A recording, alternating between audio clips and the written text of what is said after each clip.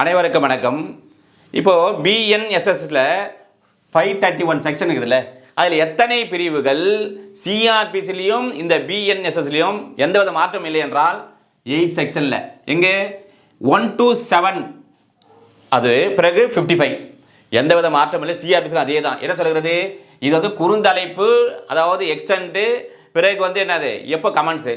செகண்டில் பார்த்தீங்கன்னா வரையறைகள், 3ல் பார்த்தீங்கன்னா அந்த சுட்டி காட்டுதல், இதை ரெஃபரன்ஸ் சொல்லுதல். 4 பார்த்தீங்கன்னா இந்த பிஎன்எஸ்னுடைய இந்த தண்டனை பிரிவுகளை பிஎன்எஸ்எஸ்ஸின் படி அந்த நடைமுறையை பின்பற்றி விசாரிக்கப்பட வேண்டும் என்று சொல்கிறது.